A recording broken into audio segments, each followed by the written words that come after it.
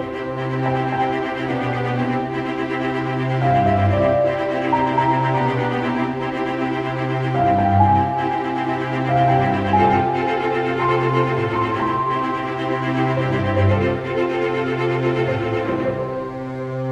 everybody. Welcome back to Superboy Beyond. Chris and Tom here with another one of our Beyond commentaries.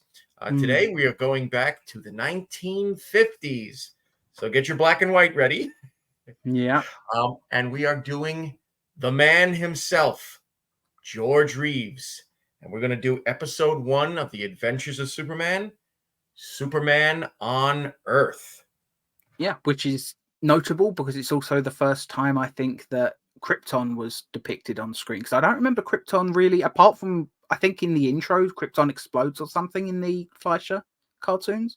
I don't remember actually having any scenes on Krypton. So this is interesting. We'll see our first Jor-El. Well, the serial, the first serial with Kirk Allen does have a sequence in the first episode. Ah, okay. So Kirk Allen's was the first. This is the second. Never mind. But either way, it's still a pretty good version of Krypton, if I remember right. I remember really liking the production design and the costumes. Yep. So let's get into this. This is Adventures of Superman with George Reeves, Season 1, Episode 1, Superman on Earth, in 3, 2, 1, play. I love this theme tune as well. Yeah.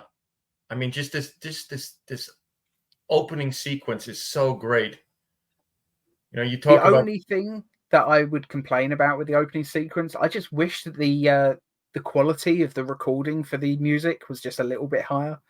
But that's just an issue with all music in this era, I imagine. Sorry, what was you saying? Yeah, I mean, we talk about the opening credit sequences often, usually when we're talking about Superboy. But I mean, this is what set the bar. Although it was always weird to me that their legs sort of fade off behind, almost like the planet is half transparent, like his boot just goes missing. Yeah. Even as a kid, for some reason, the fact that he's missing a foot just always annoyed me. Well, remember that this was early. Compositing was very, this was early compositing, so it's kind of amazing they did what they did. Yep. And of course, the way they have the episode title here is in quotes, which was an old 1940s and 50s thing. And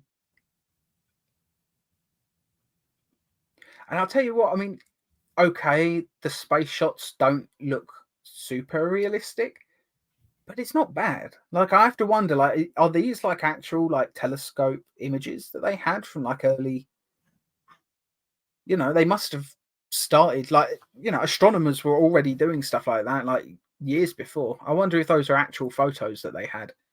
Yep. And now part of me would like to see the intro remade, but with images from the James Webb Telescope. That would be interesting. See how those shots of space have changed. So yeah, here we are on Krypton with Council President Santa Claus. Fun little fan theory. Santa Claus is Kryptonian. That's how he can fly around the world so fast. Makes sense. He just has to watch that he doesn't accidentally turn back time. And the costuming they've got on all the Kryptonians here. This one, though, the guy with the mustache and the dark hair, he's wearing Tom Tyler's Captain Marvel suit from the Adventures of Captain Marvel. Is he really? I didn't notice that. I've never seen the Adventures of Captain Marvel. Maybe that's another one we'll have to watch at some point.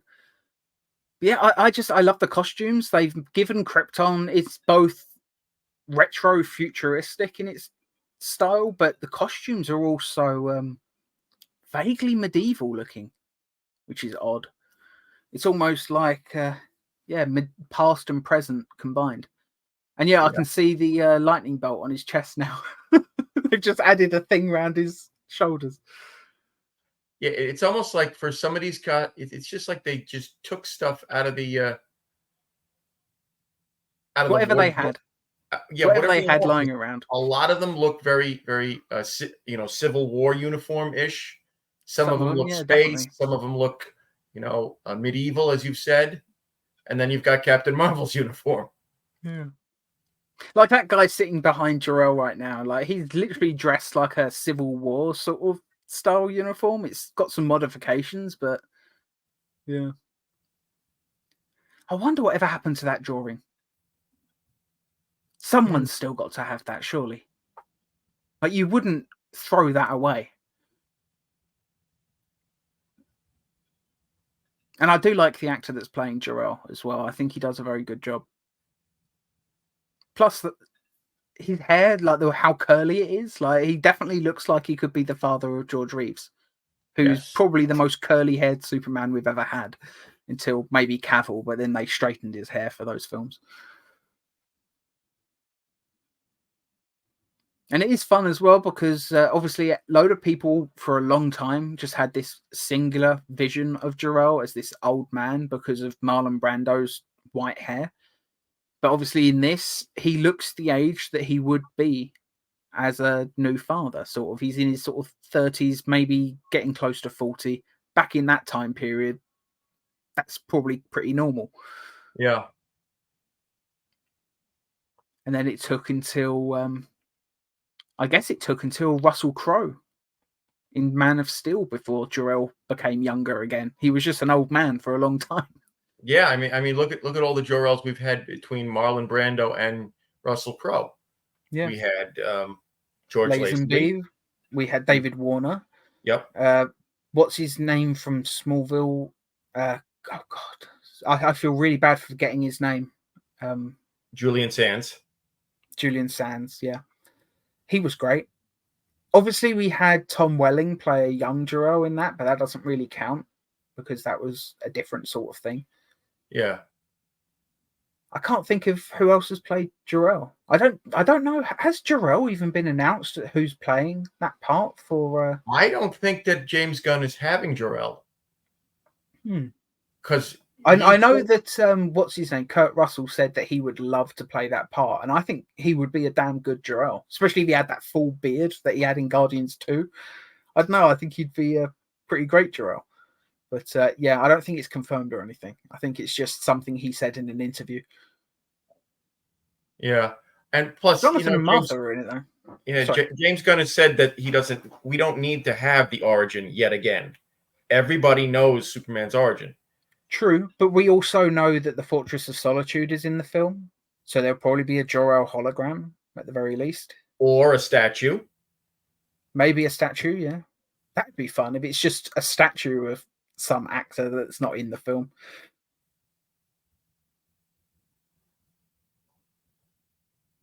And I like this in this episode as well. You know, he wanted to send Lara too, but they ran out of time.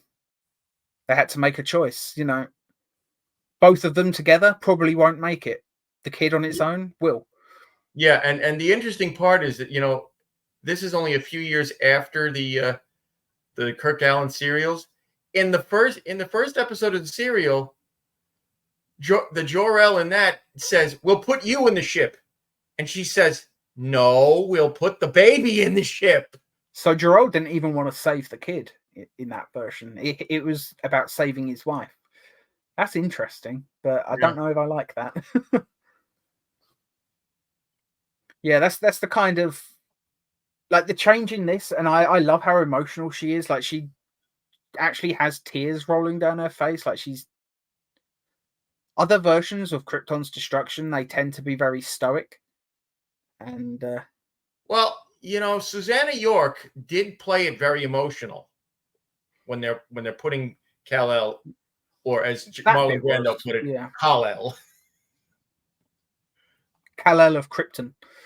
Yeah. I still wish that they would have made that canon that Krypton is the correct pronunciation, but nobody on Earth knows that, so they all call it Krypton. I think that would have been a fun thing. Yep. And yeah, the destruction sequence, it looks damn good for what was a TV budget in what year? 1953 or something it was, wasn't it? 51, 52. 51, 52. The compositing on the rocket ship launching was a little off. A little bit, yeah. And it's funny, the background shot with the car, it doesn't look great, but I think that's just because I've kind of been ruined by watching stuff like Airplane. And even the Batman, like the 60s Batman series, they always did the same thing. And I don't know, it's just I can't take it as seriously as I used to. But it's funny how in black and white, it looks so much better. Yeah. And this is one of those shows that I hope they never colorize the black and white episodes. Yeah, I've heard talks about it before, but I really hope they just leave it in black and white. I think I said when we had when we had Lou on the show, I wish that they just kept it in black and white for the entire run. I don't like the color look as much. I think it had a much better sort of visual tone to it in the black and white seasons. Yeah, but you got to remember during the black and white seasons they were doing some very adult themed stuff, very film noir. I wish that they'd stuck with that. The early seasons of this show are by far my favorite. But yeah, Lou explained like how it was kind of a thing from the studio. They need to tone it down, make it slightly more family friendly. But yeah, it is funny about the things that people got mad about back then, because nowadays even probably the most adult episode of this show would still be perfectly suitable for children. I mean, hell, I watched the Tim Burton Batman films when I was 4, 5.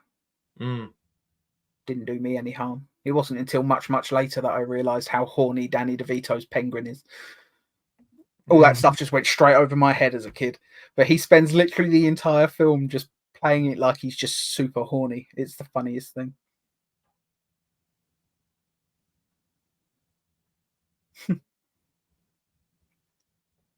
Wonder if that baby's still alive. As morbid as that question is. Well, that was 70 years ago. Theoretically, he could still be alive. Yeah.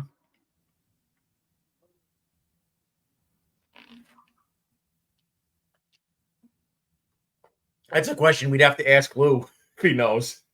Yeah. Be funny if he actually knows him. Yep. Yeah, here's his email. Get him on the show. Also, a note here for those watching. The names of the Kents are actually Sarah and Eben and not Jonathan and Martha. Yeah, the original Kent names. That was actually established in a novelization done in the 40s called The Adventures of Superman. It was established that they were Sarah and Eben Kent. And then that was later brought over to the serials with Kirk Allen and here.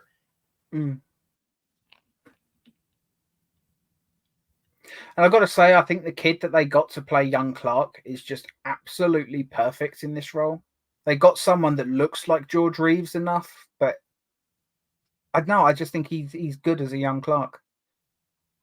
I don't know if the performance would work today, but for the era that this is, I think he's really good.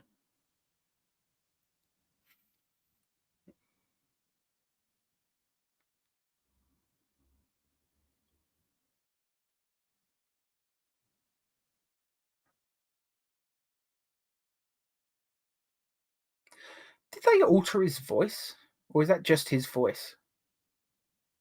I think it's actually his voice. It's a lot higher pitched than I remember. It's been a while since I've seen this episode. He's probably one of those actors, though, that kept playing younger roles as long as he could. I mean, let's face it, how long did Mickey Rooney play a kid for?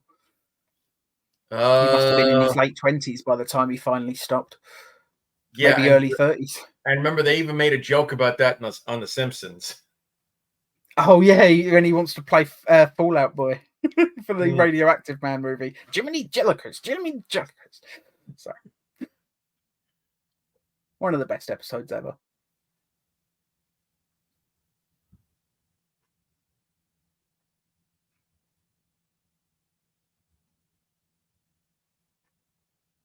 It's one of the reasons I appreciate this episode so much, though, is just these are the conversations that when you're doing a movie they have to just sort of move past as quickly as possible. We had that one scene where Clark is walking with Jonathan, saying in Superman the movie, you know, is a bird showing off when it flies, all that stuff. That's about as close as we got. Like, this one episode of TV probably has that episode in terms of screen time beat by 3 or 4 times. Yeah, and you know, the interesting thing is that usually when we think about, you know, Clark getting a talk from one of his parents like this, we always think, Jonathan, it's being done by Ma. Yeah. You know, and I think That's one thing that, sorry, go on. I think it works best here with Ma because, you know, mothers are always the more nurturing. Yeah, it makes sense. It's one of those things with Superman media. I think Martha very rarely gets the appreciation she deserves. I think Zack Snyder's Superman had the right idea with the Martha moment. It was just very poorly executed. You mean the one where he's a kid and she goes to the school? No, that moment I liked, the whole pretend you're an island. I'm thinking of Batman versus Superman with the whole, why did you say that name? Oh, yeah. Yeah. And then in Justice League, they had a really great scene with Martha. And then it turns out as soon as she leaves the apartment, it's actually Martian Manhunter in disguise, which completely takes away all of the emotional impact and importance of that moment. Like, it just completely ruins the scene because Zack Snyder wanted a cameo.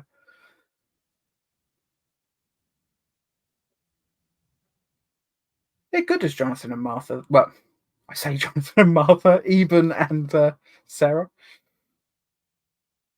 And it's of note that later on in the 80s, when John Byrne took over on Superman, the name Sarah Kent does pop back up, but she's now Clark's aunt. Interesting. I the one thing in this episode I think was done badly is Jonathan's heart attack and that. Yeah. Although the makeup effects they've got on the two of them to age them to, you know, 70s is a little bit it's better. Yeah, it's all right. It looks good in the sort of wide shots, but I think sometimes in the close-ups it's not quite enough. But let's face it, back in this era, makeup effects for TV and film were still in their infancy, really. Yeah. I always look at The Wizard of Oz and think, like, it's kind of a miracle that the Scarecrow looks as incredible as he does. Like, that should not have been possible back then. Yeah, the acting on the heart attack is not exactly great. It just came out of nowhere, you know. One moment they're fine, they're having a conversation, and he goes to leave the room. It's just, but there was no reason for it, you know. There wasn't like Superman the movie. It happens because Clark challenges Jonathan to race back to the house, and Jonathan gets a bit too overexcited, starts holding his arm, all of that. Like, Clark is indirectly responsible, but in this, it just kind of happens. Yeah, in the absolute close-ups, I don't think the makeup looks fantastic, but it's not bad.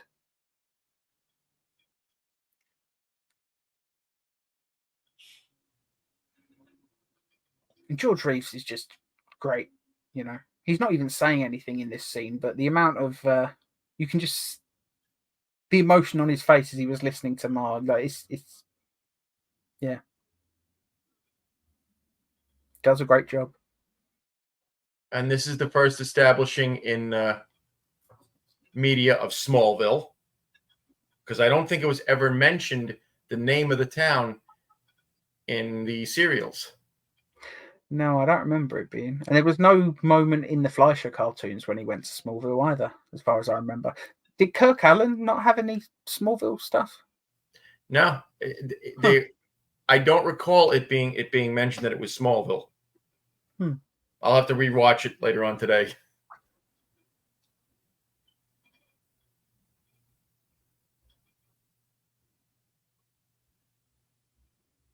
And, you know, it's interesting, you know, looking at George Reeves here. I mean, the man is supposed to be like George himself is supposed to be like this point. I think he was almost 40.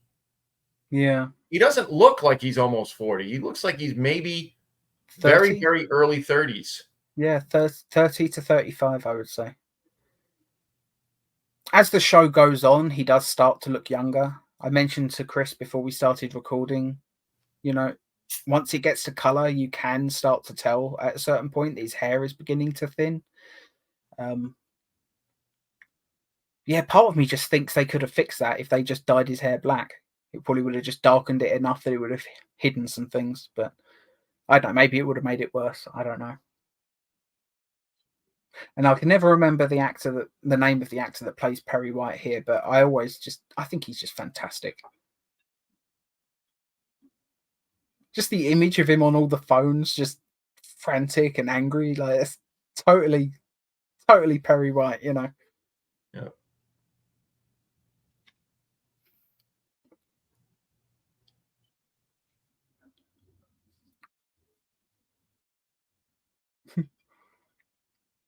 He's not going to fire Lois Lane, surely.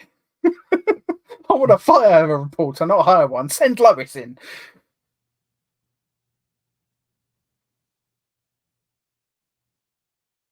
Doesn't that become Lois's desk in the actual show as well? Or am I just misremembering? I think she uses that desk a few times. And I've always loved this sequence of him out on the window ledge. It's very simply done. But it just works. It looks good.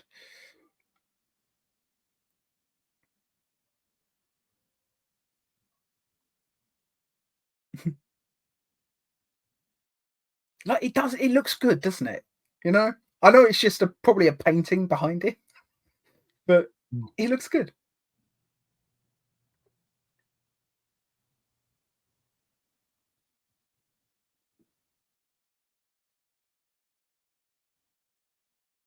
Got to say that receptionist we just saw, she's really attractive.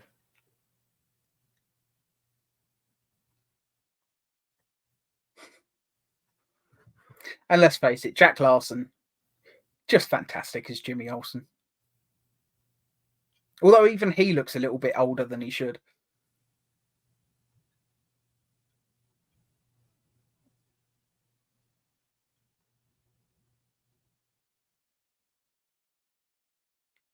I don't know. I think maybe, although I think maybe Michael Landis is my favourite Jimmy, he's very close to my second favourite, Mm-hmm. I'm not sure if it would be him. I mean, I also liked the version of Jimmy that was in Smallville and then turned out not to be Jimmy, but his younger brother. Like, I liked that take on it as well. But the ending for that character kind of spoils it. Yeah. But they brought the same actor back to play the real Jimmy later on. Yeah. I still find it odd that nobody in Smallville noticed that, you'd think Clark, the first time he met Jimmy, would be like, oh, you're going to try and steal my powers again, because he'd met the actor's identical twin brother in an earlier episode. Yeah. You'd think someone would have noticed and made mention, wouldn't you? Yeah, the Ashmore twins. Both brilliant, One of whom was actually in a Marvel project. Yeah, X-Men. He was Iceman. I think that was the one that played the character that stole Clark's powers, if I remember right. When it comes to identical twins, I do my best to remember which one's which. I'm sure I make mistakes plenty of times, though.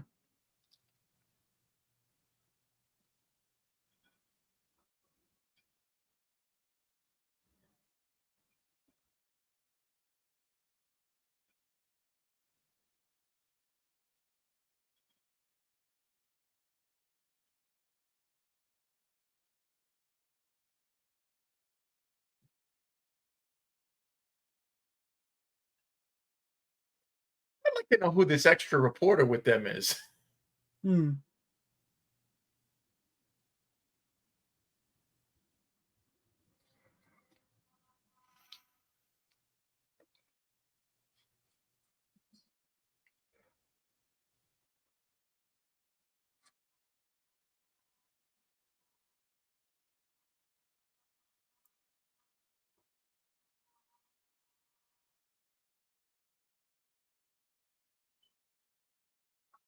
I mean, he wrote the article before he even got the job, or was he's just been credited? I guess it's kind of amazing, really, that the article's already written while they're still interviewing the guy about what happened. I know I'm probably picking on the show a little bit more than I should, but I think that's interesting. It's a weird choice. And there we are. Just like all the best episodes of this show, it ends with a sort of cheeky joke. Just Clark just smiling at Lois, just like, yeah, you don't know. Phyllis Coates as Lois Lane was so good, though. John Hamilton as Perry White, yeah, fantastic. Yeah, I mean, all three of them are so great. You know, I mean, the main cast of this show is just perfectly cast. You know, George Reeves was great. Phyllis Coates was great. Jack Larson. I've already forgotten the name of the guy that plays Perry White, unfortunately. John Hamilton. Yeah, John Hamilton. Like,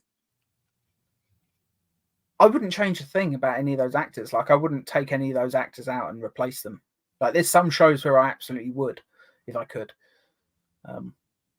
Yeah, that was episode 1 of The Adventures of Superman, starring George Reeves. Absolutely fantastic. Yep. I don't know really what else to say about this episode. I think it's just wonderful. I think the depiction of Krypton is particularly well done, even if the costumes are clearly just leftovers. Yes. They're still very varied, and there's enough in common between those costumes that you can sort of see that they come from the same planet. But yeah, very good episode. Yep. What do you want to give this out of 10? I would say this is like a 9. I have to say it.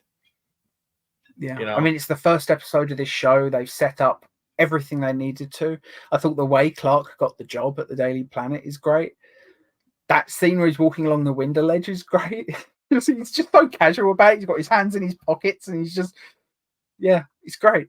Yep. And just the acting that's done by all of them, even the woman playing Ma Kent, she is so great. Yeah, you know? She does a fantastic job. I think the only bit of acting that, you know, we criticized a little bit is mostly just because I think it's a script issue rather than an acting issue. It's just Eben Kent and his heart attack. I just think it comes out of nowhere, even though we know it's going to happen, but it just sort of just happens. You know? Yeah, I mean to defend it a little bit, I mean, heart attacks do come out of nowhere. It's not like you get, you get. Yeah, I mean, I'll admit that. Yeah, but the way he acts it is just a little too over the top. Yeah, it's a bit cartoonish, you know. The way Glenn Ford did it in Superman the movie was a lot better because you can. Yeah, he holds, like, he checks his pulse and he's just, oh god, and he just. And remember, he's checking the left arm because that's the one that always goes numb when you're having a heart attack. Yeah. So you can, or at least I think that's how it works with men. I think women have different symptoms, if I remember right, which is odd. But yeah, it was very well done. Like, he grabs his arm and then he, like, checks his wrist and he's just like, yeah, just very quietly just says, like, I can't remember what the exact line is. It might just be, "Oh God," and he it's "Oh no." Yeah, and he just falls, and it's heartbreaking. Whereas in this, I don't know, it was so over the top. We don't really get a chance to, you know, build a rapport with Eben here. I mean, we get more scenes with Sarah than we do with Eben, so you build more of a connection with her. Yeah, I just think the performance alone could have saved that moment, and it just didn't. I don't know why. Maybe I don't know. Obviously, comic book adaptations for screen were not respected at all back then, so maybe he just didn't care. I don't know. I feel bad saying that because the actors no doubt passed away long ago, but or maybe just the director said just rush through it. You know. Yeah, maybe they were short on time or something. They knew that the running time was going to be a bit too much, so they had to speed things along. Who knows? Yeah. Things happen in production. either way, I don't think it ruins the episode. I think 9 is about fair for this. And this is, even though we've only just started, we'll call the George Reeves show its own scale. We won't be connecting it to Superboy at all. But yeah, I think this is a very good episode. Very good way to start it off, even though obviously Superman and the Mole Men came first. Yeah. Yeah, I mean, this really sets the groundwork for the series itself. But, you know, Superman and the Mole Men, that's the first technical episode of it, even though it was a movie. Even though this episode is set before it, clearly, because Clark is already working for the Daily Planet in the movie. Yeah. And remember, they did recycle Superman and the Mole Men for the last 2 episodes of season 1. Oh, did they? Yeah. Well, they split it in 2 or something. It's been a long time since I've watched this series, so yeah, it's going to be fun going back. They renamed it The Hidden People. Huh.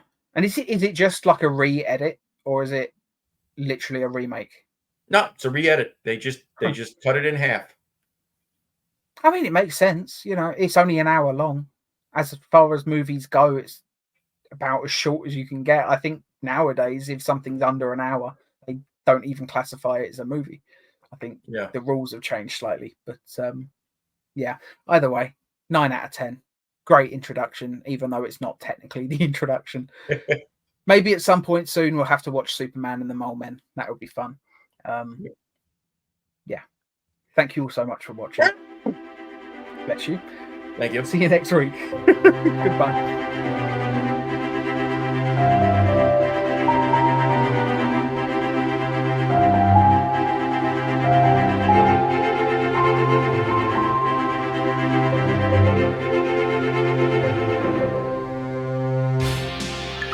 Viacom.